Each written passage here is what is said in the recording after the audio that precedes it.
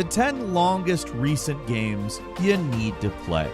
And number 10 is Diablo 4. Blizzard's latest entry in the Diablo series is one of those games that isn't incredibly long to finish, but it's got a massive end game that can potentially keep you going for more than 100 hours or more. How long to beat averages out the time to finish the main story at only about 26 and a half hours, but if you want to be a completionist, it's going to take significantly longer to finish this thing. That's because you're really only scratching the surface of a Diablo game when you beat it the first time. The point of these games is to continue progressing through difficulty levels to max out your character. It's a tried and true formula that Diablo 4 monkeys with in a few key ways that in some ways makes the completion shorter, but in other ways makes it feel a lot longer.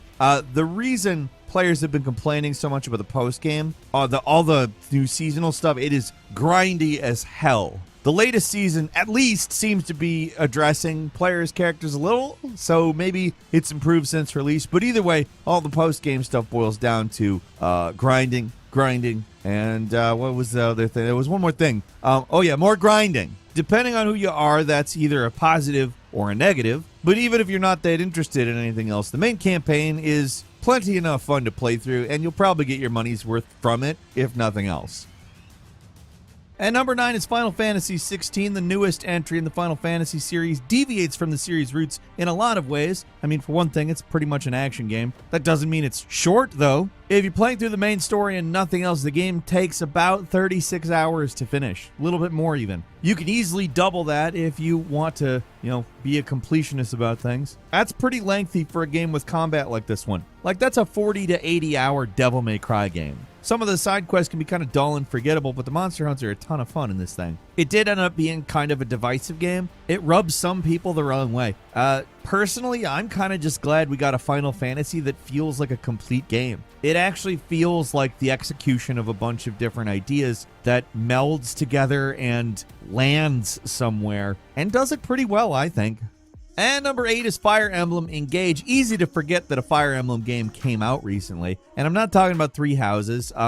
In comparison to the previous Fire Emblem, Engage is kind of short. It's only 40 hours long. But by any normal standard, that's quite long. In reality, you're going to play it longer than that, too. Rather than the Persona-like personal links and system of Three Houses, Engage streamlines things in its campaign and camp setup. You're mostly focusing on combat this time around, which I'm not opposed to. Obviously, I like Persona stuff, but it could get a bit tedious in the previous one. It could get tiring after a while. So it's nice to have more of the back-to-basics type Fire Emblem stuff here. This one kind of got overlooked due to how stacked 2023 was, but it's another solid entry in the Fire Emblem series that's actually pretty streamlined and short compared to the last Fire Emblem game. And number 7 is Wild Hearts, another kind of forgotten game that, it has a few flaws, but it's one of the more interesting Monster Hunter likes that came out in recent years. Like pretty much any monster hunting game, Wild Hearts has a lot of grinding, so getting through the campaign takes a while. In this game's case, the main story takes about 41 and a half hours, and if you want to go completionist, it's 130. The basic gameplay hook, it's easy to recognize if you know Monster Hunter. You take missions, hunt monsters, skin them, craft weapons out of their bones and armor out of their hides, and then you do it all over again. The thing that gave this game its unique identity are these traps you can build that assist with hunting. At the most basic level, you can drop down boxes for climbing or sprints to speed up your movement, but they quickly get more complex. It's sort of a combination of Fortnite and Monster Hunter that works in a actually genuinely good way, and it adds this layer of strategy or hunts that's super interesting. Post-release has been pretty weak in terms of support, though. The PC version still runs a lot worse than it should. But if you're dying for something to hold you over till the next Monster Hunter, and especially something that adds something unique to the formula itself, this is a great time waster.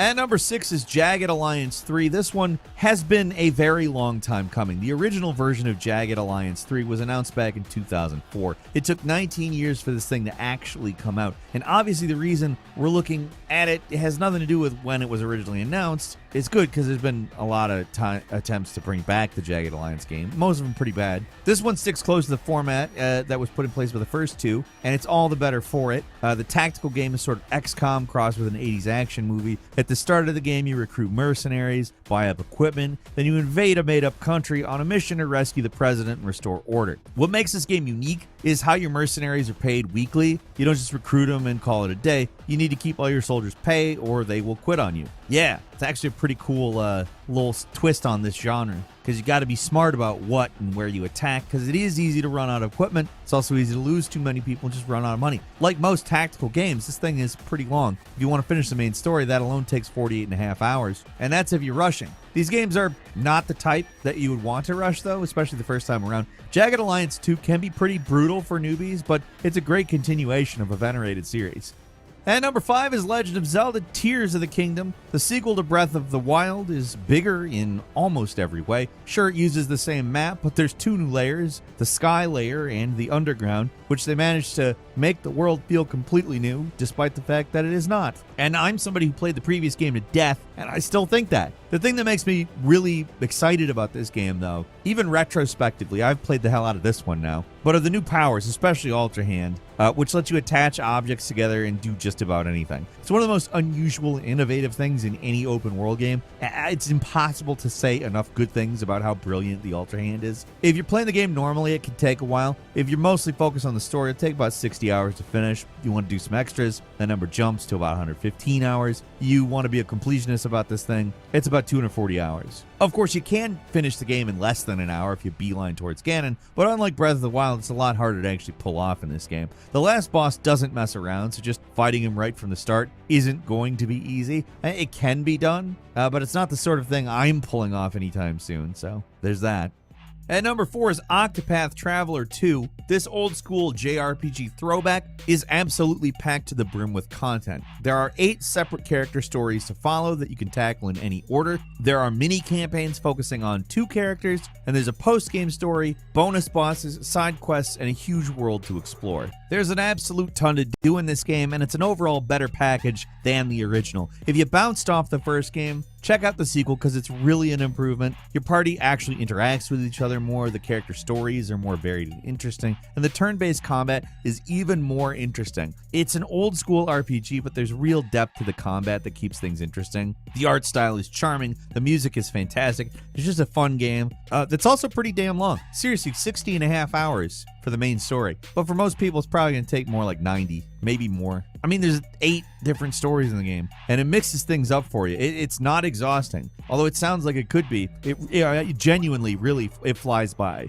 And number 3 is Warhammer 40k Rogue Trader. CRPG developer Owlcat's follow-up to the Pathfinder games takes a franchise that seems incompatible with CRPGs and somehow makes it work. I mean, think about taking a series which motto is "In the grim darkness of the far future, there is only war," and you turn it into a dialogue-heavy RPG. Well, for one thing, to do that, you adapt a already existing source book, and another is that you do put in a whole hell of a lot of combat. Sure, there's more than enough talking and questing and looting, but you spend a lot of the time on battlefields fighting the forces of chaos. There's space exploration, colony building, you resolve disputes in your kingdom, and even engage in space battles. This is a massive game that's so long that HowLongToBeat.com barely has any information on it. They say on average it'll take about 96 hours, give or take, but I don't really know what that means because they don't have any data on if you're just playing the story or if you're doing other things or what. I have a feeling it can be a lot more than that. And number 2 is Baldur's Gate 3. I don't think anybody could have anticipated just how much of a breakout success this game would end up being. I mean, sure, it's obviously great, but this is the type of RPG that's pretty niche. But that does not apply here. Or maybe it's not niche anymore. I don't know. Let's see when the next big one comes out. Computer RPGs are pretty long by default, and Baldur's Gate 3 is obviously no exception. It could take anywhere between 60 or so hours to 150. It took me about 80, and I did a lot of the side quests. At a certain point, I probably should have stopped. I reached the max level well before the end game. I don't really know what else needs to be said about this one, though. It's a beautiful, complex, and really satisfying RPG with great, memorable characters and deep tactical combat. It's really good if you have a tolerance for CRPGs in any way, and if that's you, give this a try, because I can't imagine you being disappointed by it.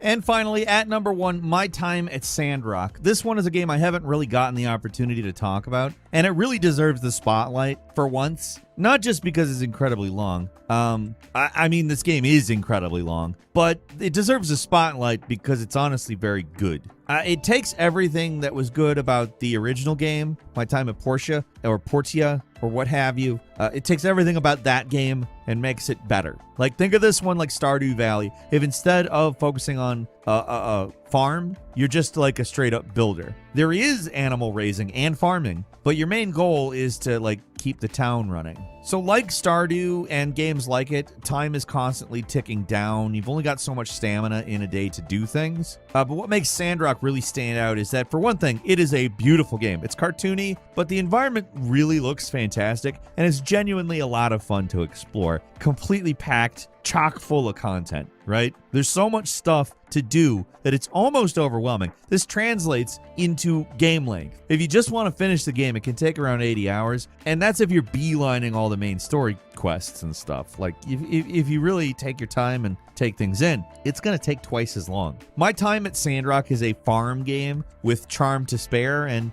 it's going to keep you busy for a very, very long time, which this video is no longer. Like, comment, and subscribe.